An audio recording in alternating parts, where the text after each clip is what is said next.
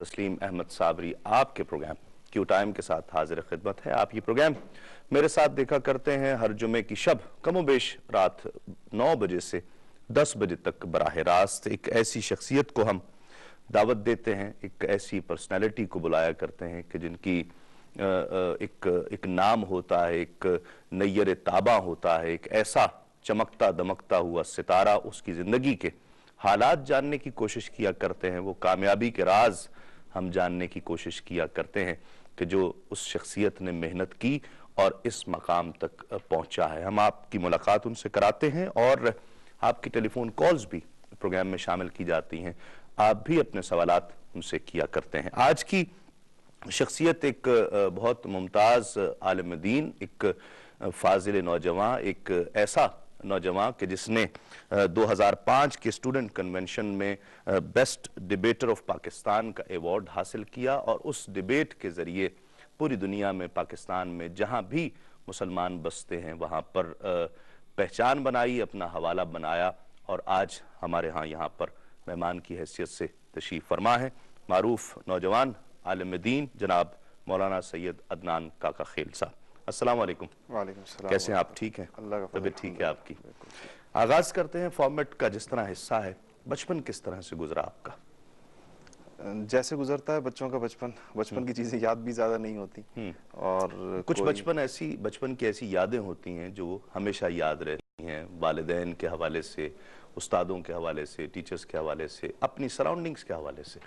جی میرا بچپن، اور ایک یہ بھی چیز ہے کہ جو بچپن ہوتا ہے نا وہ آپ کی شخصیت کی تعمیر میں بہت بنیادی کردار ادا کرتا ہے۔ جی صابری صاحب، میرا بچپن تو گزرا پاکستان سے باہر تھا۔ میرے والد صاحب ایک یونیورسٹی میں پڑھاتے تھے، افریقہ کا ایک ملک نائجیریا، بہت مشہور ملک ہے، اور میں شاید 1 مہینے کا تھا جب وہاں گیا اور 10 سال ہم وہاں پر رہے۔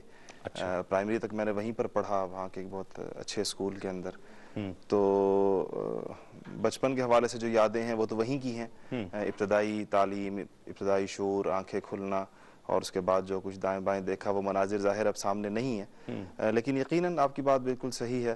بچپن کے حوالے سے اب جو چیز سب سے زیادہ یاد آتی ہے وہ گھر کے ان سارے افراد کا اکٹھ ہونا جو اب نہیں ہوتے ساتھ، جگہیں بدل جاتی ہیں، بہنیں کہیں اور چلی جاتی ہیں، بھائی کہیں اور ہوتے ہیں، شہر بدل جاتے ہیں، تو شاید بچپن کی یادوں کا سب سے جو حسین تصور ہے وہ ایک اسی سے وابستہ اہل خانہ کا ایک گھر کے اندر رہنا، اور باقی جو بچپن کی اپنی بے فکری اور بے غمی کی ایک زندگی ہوتی ہے وہ بھی ہے۔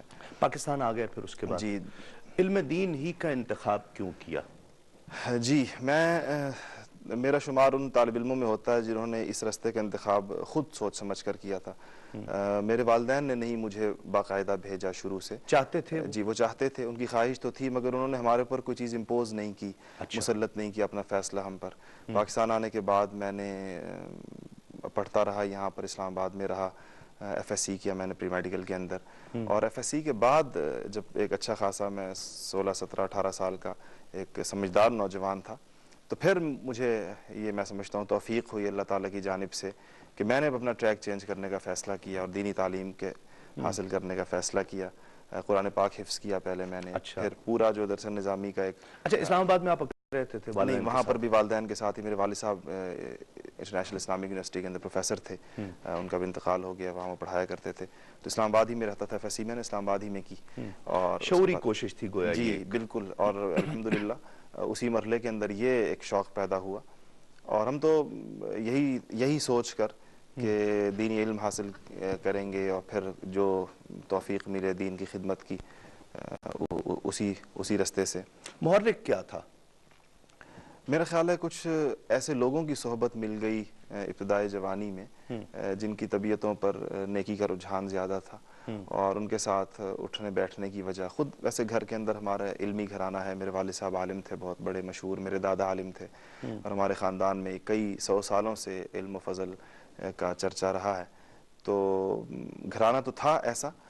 وہ بھی شاید ایک لاشعوری محرک وہ ہوگا، شعوری محرک شاید کچھ نیک لوگوں کی صحبت تھی، اور اسی کی وجہ سے میں سمجھتا ہوں کہ اللہ تعالیٰ نے جس سے وہ لاشعور سے وہ شعور میں آتی گئی چیزیں۔ جی جی ٹھیک، وہاں پھر جو ماحول تھا دوستوں وغیرہ کا، اور کوئی جو ایکسٹرا کریکولر ایکٹیویٹیز ہوتی ہیں اس میں کرکٹ وغیرہ یہ وہ جی سارے کھیل کھیلے بڑے شوق سے. کتابوں سے شوق تھا؟ جی کتابوں سے بھی شوق تھا.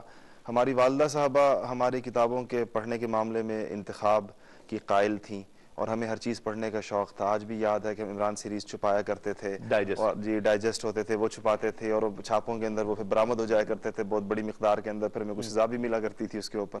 لیکن اس کا آج کچھ تھوڑا سا فائدہ محسوس ہوتا ہے. اپنے اس زمانے میں مدرسے کی تعلیم سے پہلے بہت کچھ نگاہوں سے گزرا. وہ ایک مطالعے کی عادت بن جاتی ہے. وہ ایک سب سے بڑا پلس پوائنٹ تو وہ ہے. ایک تو آپ کم وقت میں زیادہ مطالعے کی عادت ہو جاتی ہے. اچھا پھر اس کے بعد اس سے لکھنے میں بڑی سہولت ہوئی. جب لکھنے کا دور آیا اخبارات کے لیے لکھا کالم لکھے سارا کچھ تو کبھی کچھ سوچا نہیں لکھنے کے لیے. بس موضوع اور اس کے متعلق اپنا جو مواد ذہن میں اس کے الفاظ یوں لگتے تھے کہ خود بخود جس طرح لاشعور سے وہ بھی چلتے چلے آ رہے ہیں. اور یہ اصل میں اسی مطالعے کا اور وہ جو الٹا سیدھا بے ہنگم مطالعہ تھا. ہر چیز پڑھی ہر اخبارات پڑھے رسالے پڑھے تو اسی کا اثر تھا. صحیح. بات کرتے ہیں آپ سے مزید آپ کی ڈیبیٹ کے حوالے سے بھی اس صلاحیت کے حوالے سے بھی کہ بڑا مشکل شعبہ آپ نے چنا. اس حوالے سے بھی بات کریں گے لیکن ایک اذان کا وقفہ ہے. وقفے کے بعد لوٹتے ہیں اس یقین کے ساتھ آپ کہیں نہیں جائیں گے. در نبی پر پڑا رہوں گا پڑے ہی رہنے سے کام ہو